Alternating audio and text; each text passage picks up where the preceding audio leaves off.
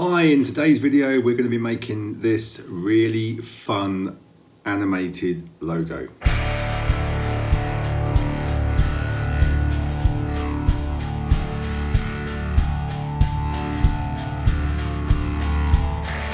Lovely little animated logo there where it just builds onto the screen, all those funky colours. Let me show you how to make this right now in Cinema 4D.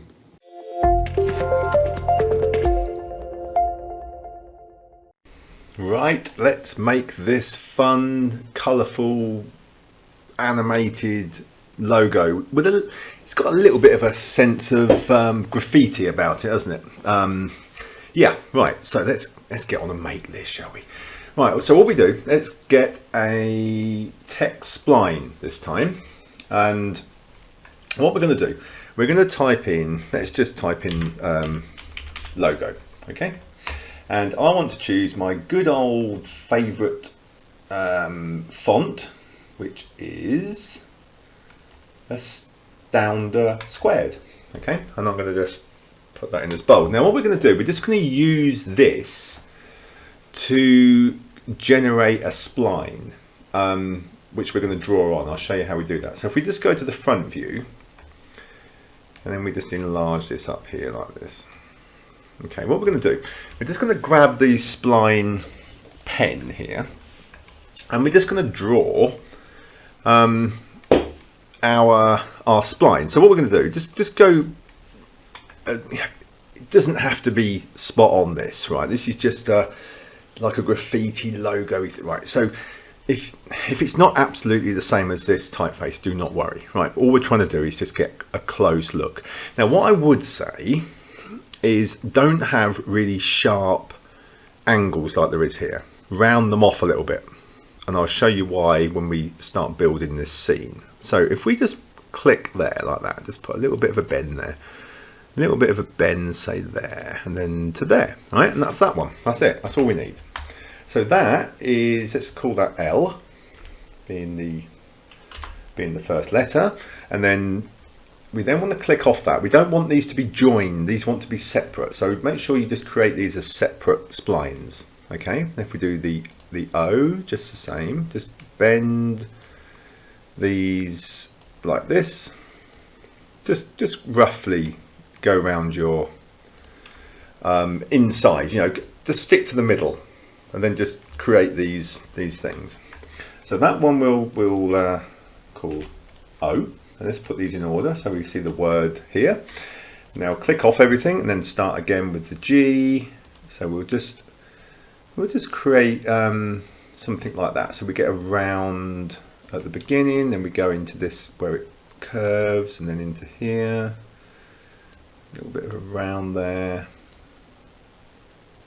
Same there, and then possibly do that, and then we can adjust this afterwards. Okay, so what we can do, if we go to this tool here, which is the move tool, and we click on here, we can move these little arrows, these little handles about afterwards. Look, okay, so we can just grab this, and then we can pull these little arrows around like that.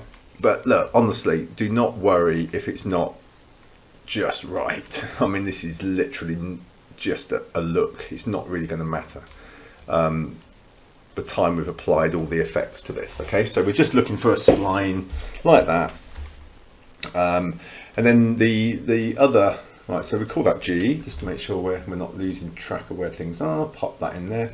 Then if we just copy the O and put that there, and just take that bit off so it just says logo, and then we can if we come off the pointer, sorry, off the I can never remember the names of these. If we come off the points tool, just go back to the object, and then just move that one over to there, right? So that's it. So we can get rid of the logo now, and we're just going to be left with that, which is our splines. Okay, so what we're going to do now, we're going to make a kind of a structure made of cubes, which is going to be applied to this spline. So let me show you what you do. You just grab a cube. Now let's just go into our perspective view, And before we do that, let's I want to group this logo in a null and just call it logo spline. And then I just want to go to the scale tool, and I want to scale this thing up just so it's just about that size compared to the cube that comes in. Okay, right, so that's that. What we do now then with the cubes is we're gonna randomly kind of manually do this. Okay, so there's no set pattern here, but we're just going to make a bit of a strange cube structure. Let me just show you what I mean. Right, so we just copy another one and then make that one a bit smaller, say, a bit taller, maybe a little bit shorter that way, and then we'll just drag that over here like that. Very abstract, right? We're just looking for something that is, they're all different sizes, all different widths and heights and different things like that, and I'm just going to kind of push them all together like this, like a weird bit of abstract art. Okay, we don't need loads more. I think if we just go for that one, what can we do with that one? Let's have a look on the sides. Let's go a bit smaller that way. And the other thing we can do with this one is we can rotate like that, make it a bit longer that way, and then kind of push that onto it. Yeah, it's a bit of fun, but it's just making some kind of odd shape. And I'm just thinking, should we just have another one? Yeah, let's have another one like that, and let's just bring that over there, shrink it down, I don't know, push it forward a bit. Just the more random the better, because this is going to be some kind of graffiti. Now don't worry at all if you don't get this the same as what I've done, or you know, or if later on you need to change it. We can change it when it's active. Okay, does not matter at all. It's a good thing about this. You can actually just play. Well, we're just trying to make this weird blocky thing that's going to be applied to the spline. So that's all we're doing. Right, now we've got those. Let's group all those together in a null and call this cubes. Okay, so you've got your cubes and we've got our logo spline. So what we're going to do now, we're going to actually attempt to put this weird shape around the splines on here. So what we're going to use for that is a spline wrap. Now, if we group the spline wrap and the cubes into a group null object, it will automatically fit them to this shape. Okay, so long as they're in the same group, it will work. Okay, so that spline sits there, spline wrap sits there, and the cubes are sitting there in the same group. Okay, so let's call this, so this is going to be applied to the L, so let's just call that L, right? So what we do, we open up the spline group here, we go to spline wrap, and where it says spline here, we drop this L logo spline in there. Okay, and now look, looks great, doesn't it? Right, so the reason it looks like that is because the cubes, if we highlight them all, let's group them all, there are no, well, there's one segment in the X, right, and we want quite a few more. Right, so if you just move this along, you watch what happens. If you start to move this along, let's put about, shall we put 100 in? We put 100 in there. All right, now let's just have a look. Have we got them all? So basically, let's just, I think we may have to have a little play around with the size of some of these. They're probably a little bit, let's just have a look. So this is what I was saying just now, is you can alter all this while it's on the object. You know, while it's on the L, you can say, is that the shape I want?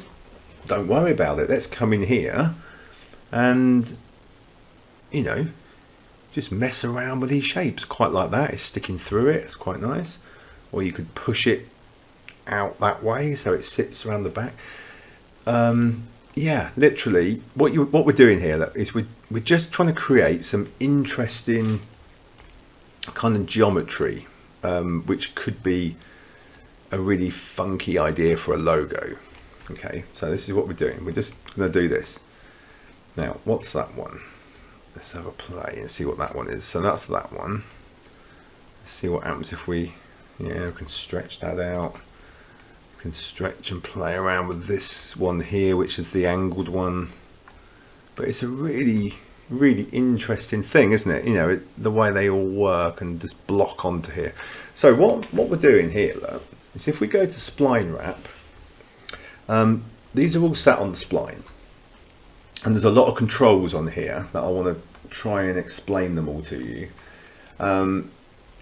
You've basically got the strength needs to be 100, because if you take the strength down, the thing just goes back to the cubes we've just made. Right? So when it's full on, it will be completely onto the spline. Right? So leave that at 100%. But we've got offset and we've got from and we've got to. So with these, we can move this thing around. Look. So it can come off the spline, it can go up to the top, it can go minus to go off the top that way. So we can kind of drop it in and animate it coming in like that. And then it can move, and then we can do from, which is like it's going to shrink the thing right down and then bring it all the way up. And then to is obviously going to grow that way. So there's a lot of control on how this geometry is going to apply itself to this spline. Now the other thing is, just here where it says mode, we've got fit spline, which is what we want, but we've also got this thing that says extend or clamp.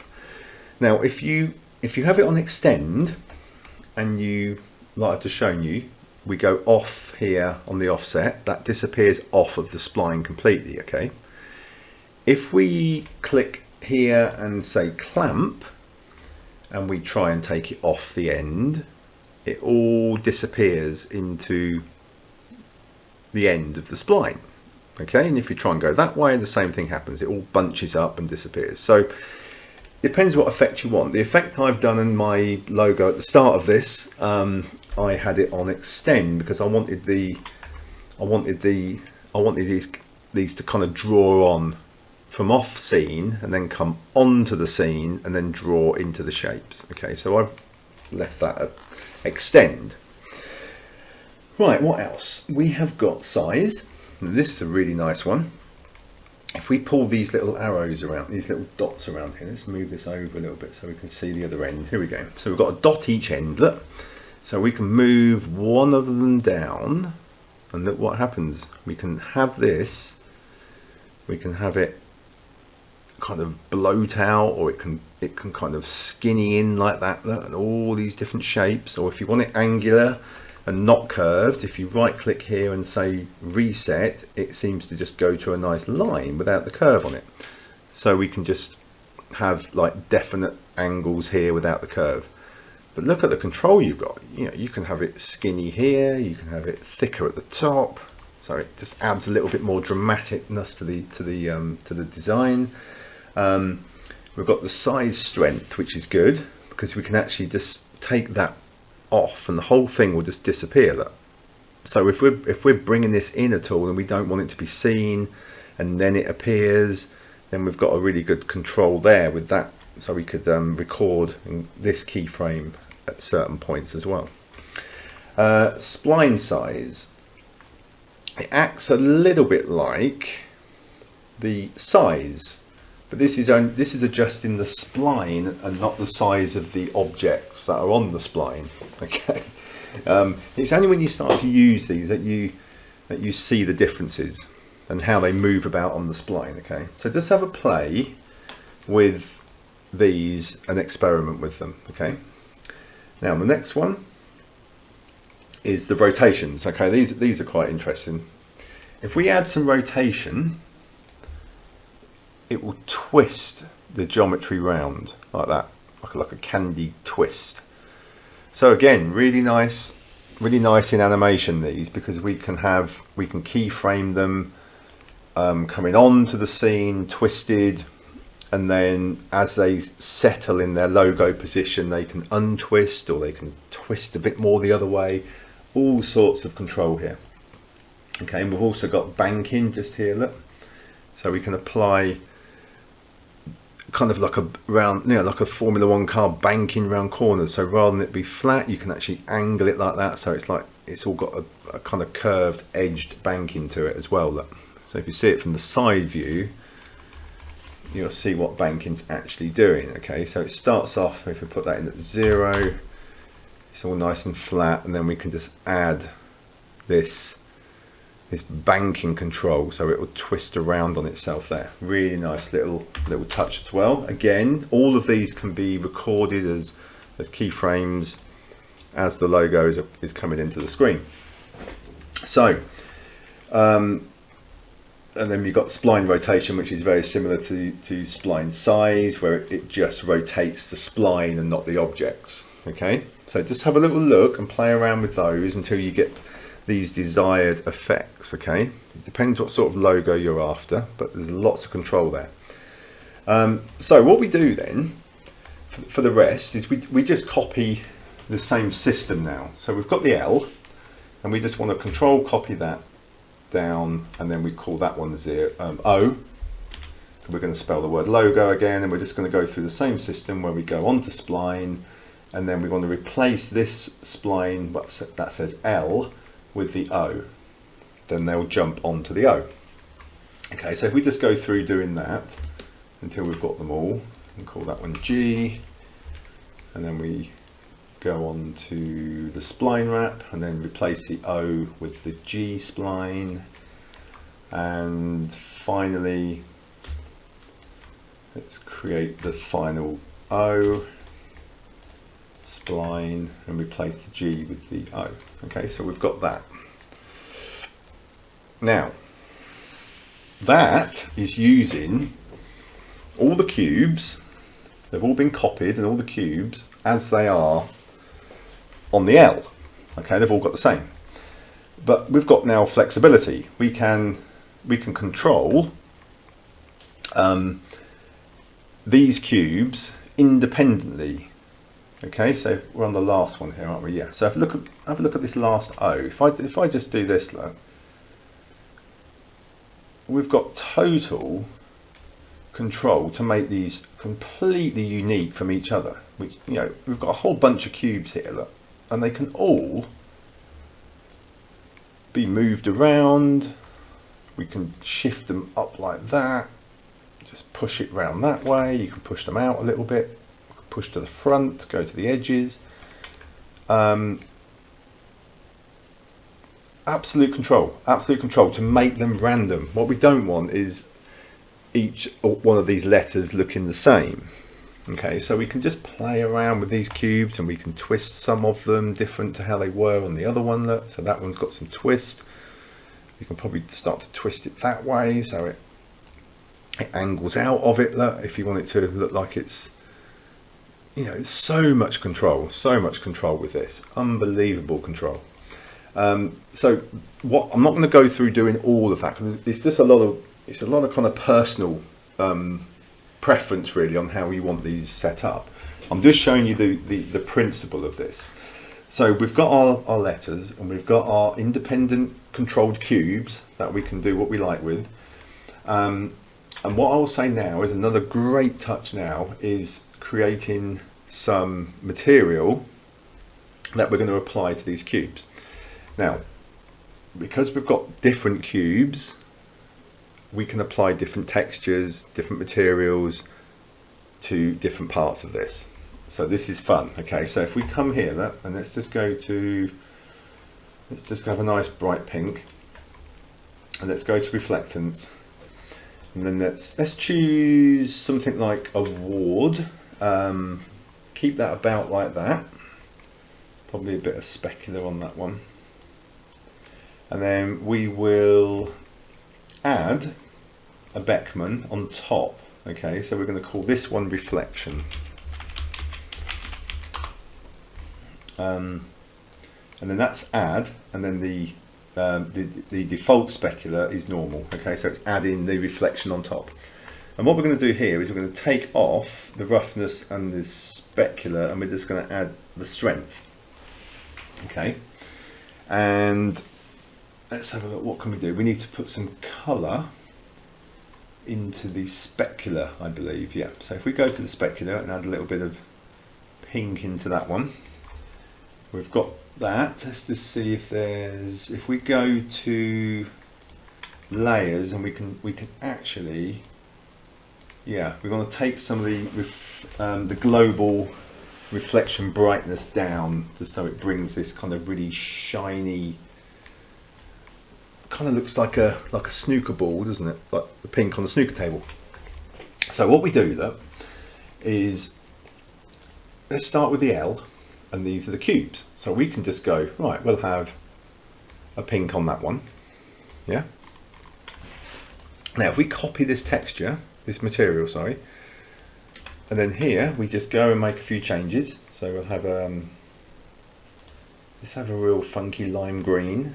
Now I always like to do this, I right click and I copy the colour, so then when I go into reflectance I can right click and paste it in there, and I don't have to think, oh, I've got to try and match that colour up again.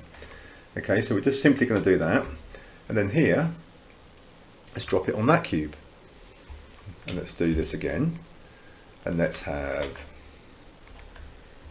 whatever colour you want really. Let's go for some really nice looking kind of pinky blue colour coming in here. Okay, let's go for that. Let's copy it.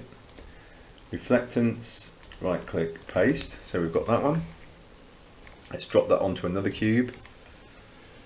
What else? Let's go for something a bit yellow now, shall we? Let's have a nice yellow. That's not bad. Let's go, what do we want? Something, yeah, nice and bright like that. Let's copy that, go to reflectance, right click and paste, and let's drop that one on. Excuse me, let's just have a little drink of coffee. There'll be a lot of talking in this one, I think. Right, what colour shall we go for finally? We've got green, we've got yellow, we've got pink. Oh, I can never think of colours when I have to come to think of colours. It's like there's got to be loads of colours. There's loads of them on here. Look, let's just choose one we don't have. Orange, really good vivid orange. Let's go for that. Orange is always a hit in this kind of design. Right, so there's your orange. Maybe a bit red. And we will copy it and we will paste it in here, and then we can apply that there. So these are our funky colours, and what we can do now is we can close the L, we can open the O, and we can drop these in randomly on here in a different order to what they were on the L. Okay, so we just drop them in, and then you do the same, close it up, open up the next one. Yeah, just up to you really, just drop them in. Let's make it random. You can even put the same one in twice, you know, there is no plan to this. You just drop them in where you want. And let's go for the O. Let's just drop them in there to give you the effect. And there we go. So we've got that funky looking logo, and let's have a background. Let's drop in a background, and let's drop in some kind of, what did I do? I think I put an orange in, didn't I? Let's go for something like that, because let's just have a quick test of that. I know there's no lights on the scene yet. Yeah, this, ooh, I don't know if I like that. I don't know if I like that. Yeah, let's just put in some real bright orange. Quite like bright orange. There we go. Really funky, man. Right, so we need lights for all this reflective material to shine back onto it. You know, at the moment there's no lights in the scene. Okay, so let's just put, I'm just thinking what the best one is. Let's put a sun light in here. Okay, now I've got a reason I'm doing this. Let's take out the colour, colour do we have here? There's a colour adjust, I think. Yeah, set light colour. Where do we set the light colour? I've forgotten now. Set light colour. Yeah. Maybe I should have looked at this. I'm pretty sure. Set light colour. Okay. Oh, maybe we just drop it in here, don't we? Maybe we just, do we drop it in there? Oh. Oh, okay. I thought we'd better drop it in there. It says use light colour. Yeah, I've forgotten where you change it. Okay. So obvious. Is there something I'm missing here? I'm sure. It's like people are shouting at the TV, aren't they? Oh, it's obvious. It's that one. Why aren't you clicking that one? It's like, okay, set light colour. I just wanted to set the light different. Let me let's just have a look. Okay, so it's black at the moment because it's 10:30 at night in March in the UK. So yes, it's going to be dark. The reason I'm using a sun object is, if you saw in my logo video at the beginning, it's got shadowing on it, and the shadowing is matching the sunlight moving around the object. Okay, so it's giving you those shadows. So what I like to do is start with like 7 o'clock in the morning. Okay, and then set that as a keyframe, and then by the time the logo's finished making and being on the screen, it then goes dark again. Okay, so it's going to go through like the daylight very quickly and all the shadow in, and then dark again. I thought that would be quite a nice touch to do that. So that's what we're going to do there with the light. Let me just have a look at that. So we're going to be okay. Let's just take the shadow down a little bit. It's a little bit black. So let's take that down a bit. Yeah, so look, the shadows are on here now, look, and they're a little bit more subtle. They're not absolutely black. We don't want that. But the light's obviously going to brighten up, shadow it all over, and then go dark at the end. But before we do that, we need to add a little bit of animation. I'm not going to do all of these. I just want to show you the principle of what we're going to do. So let's just take the L, and then we'll start at the beginning of the timeline. Let's add, say, 500 frames. So we've got enough timeline on here to work with. And what we do is we have to decide how we want these to animate on, right? And in my example, I had them starting off the screen. So we push this offset, so it's off the screen like that. And then we keyframe and record that position. And then we move it in on the timeline to say, what, 60 frames. And then we can bring this in to somewhere, well, we can bring it into its actual position, which is 0, and then we can keyframe that. But the other thing, rather than it just hop in and land there, we can actually, it can come in and it can shrink down, and then we could keyframe one there. Right, so let's just start at the beginning and say, right, let's keyframe it smaller. Let's move it along, and then as it comes to here, we could probably stretch that end up, and then see what does that sort of thing look like. So it stretches up there, and then it, I don't know, it might come down like that, land, and then the offset might go forward a little bit more, and then this might bounce back up to here. And let's just see, might not work. Yeah, kind of gives it. And the other, I'm just trying to think. Let's move it. Right, so after it's come to there, we then want the offset just to then jiggle it back up to the beginning. So it's kind of coming down, it goes boing. Oh, it's a little bit quick, isn't it? So let's move that keyframe along a bit. So it comes in and yeah, it sort of wobbles. And what I did on my example is I had it kind of moving quite a lot. So it kind of bounced in, it bounced up, and then when it got to the top, it started doing a little bit more movement. So it might have gone over down again or something like that. So it's just playing with these positions to give it a little bit of animation, really, a bit of fun. You know, it's like a fun logo, isn't it? So what we're doing is we're just having a bit of fun with these positions here, and then if we finish up with them all on 0, it will be in its logo form. So let's just have a look. It might be too many steps, but you're trying to make something just look a bit interesting, so it bounces around. There we go, something like that. Now while it's doing that, it's all very linear, it's all coming down nice and neatly, isn't it? Like I showed you earlier, we've got this rotation thing. So we can say at the beginning, let's push this rotation up and keyframe that. So as it comes down, look, it's got a twist on it. So we could come to there, and then we could go, it could unravel a bit like that. And then as it continues to here, you might push the other side up, so it kind of twists the other way.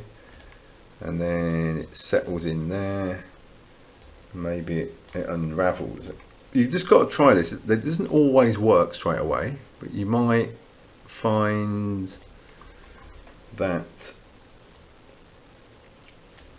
just having a little bit of a play with this stuff, you can get this really nice, and then at the end maybe it does kind of settle into that kind of shape. So it sort of twists in and bounces up and all that kind of stuff. Right, so you see the idea is there's a lot of control here. Right, we haven't even looked at the banking. I mean, that's a really nice one actually. I should have put a bit of that on, because let's put a bit of that on, shall we? So let's put the banking in at 0 at the beginning, and then let's have it do all of this funky stuff, and then while it's doing it, let's have it kind of banking around while it's doing it. So it's kind of like spinning around and bouncing and woo. You know what I mean? There are so many controls here. So you can have this being all sorts of fun, this logo. The way it comes in and bounces and overshoots and comes back and wobbles and twists and lands, and the other thing, which I love, is if you right click on the L and go to animation tags, we can put a vibrate tag on here just to make this even more fun. Enable position, let's just put some numbers in, a bit like 10, 5, and then bring this down to say about 0.5. So what this will do is that logo at the end now, it will do that. Let's try and think if we've got enough movement on there. It's kind of moving, but it's not moving quite right. Let's just see if we need to put, don't usually need to put much in there. What I'm trying to do is just say, look, it's moving, let's have it kind of wobble around a little bit as well, so it's not completely still when it's finished. It's still got some movement, yeah, so it's moving around like that. Look, could probably go a little bit more on the sizes here, just to emphasize its movement a little bit. So it comes down and it's kind of moving around there. Look. Okay, don't have to use that. I mean, I quite like it, especially when you've got them all random again. You don't want them to be moving the same. You want to apply a vibrate tag separately to each letter and have different values on it, different positions and different frequencies, so it all acts slightly differently to each other. So that's the style. That's what we're after. We're after these animating on. They can all come in from different directions. And they need to draw on at different rates. Now let's just have a look at the G, because I think the G needed what did the G need? we need the G to be 100%. And this is what I did to the G on the example, is I had that come flying in from here, that, and then it attaches here onto the spline and then comes round and then lands there, and it can overshoot and bounce back and do all sorts. So again, just play with all of these offsets, the from to, the sizes, the rotation, the banking, until you get them all coming in like my video example, where they all come in slightly differently. Excuse me, I'm going to have a little drink.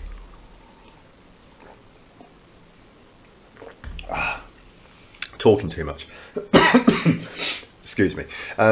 Yeah, basically just have a bit of fun with this, and then when you render it, you'll get this lovely colours here. Now, so I wanted to show you the colour. I'm sorry about this irritating little cough that started. Right, what I want to show you is when it's all animated on, say, and we get to here, we can then keyframe this time to say 12 o'clock midday, and then towards the end here, if it stays on here, we can then tail that off to say 10 o'clock at night. Okay, and what happens is, as the logo is forming and coming on the screen and doing its thing, the sun, as you can see on the screen there, that it starts to, now we didn't keyframe the beginning one at 7 o'clock. I wonder why that didn't change colour. Right, so it starts at 7 o'clock, and then I think, what does it do? It comes along, so the sun is moving, it gets to 12 o'clock, and then it really accelerates quickly there because I've got that keyframe a little bit close. So yeah, it's basically like it's sunrise and the logo's waking up and the sun, so when it gets to there, we've got some really nice shadows starting to appear on it here. And then what happens is that as it gets later, it goes black, you see. Now what I did in my example is in the background, I animated the background to do the same thing. So on here you've got a colour and you've got a keyframe. So we can say somewhere in the middle, let's keyframe that at bright orange. At the beginning, let's change this colour to black and keyframe it. And then at the end, around about 400, black. Okay, so what that will do is it will, if I show you what happens, that we start off there. Excuse me. Now we can probably start there with the sun being like 5 o'clock in the morning.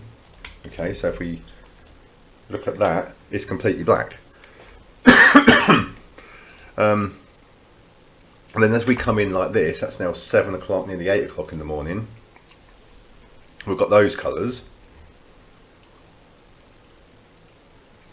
And then we move it round to where it's like midday. And then we'll have that nice brightness. And as it tails off towards the evening, it will do that. And then if you play this whole thing through, you will see that the shadows are really nice. Once you've got this whole thing animating, and then you move the sun from dawn till dusk, it will shadow it really lovely. You know, you'll get moving shadows across this geometry. It looks amazing, right? This is a really nice effect. So I hope my cough hasn't ruined this tutorial towards the end. Yeah, please play around with this. This is a really nice effect, okay? And show me some examples that you do. I'd love to see what you can do with this effect, right? It can be really smart. I've only really started using this, and I'm really going to start exploring this and seeing if there's other things, similar kind of ideas that we can play with, mixing some other ideas in with this until we get some really almost like mechanical things going on. I want to try and explore that, you know, some real metal kind of ideas here as well with logos. So that's it, that's how you make this funky logo. If you like this video, please give Mike a like. And then I'll make more of these, the channel will grow and you'll get too many videos from me. I'll just keep making them. I just love this program, okay? So if you like this tutorial, give me a like, even a subscribe, and then I can send you all of the videos straight to your phone, notifications of what's coming up, okay? My name is Mike German from Visual Animation. Take care, bye for now.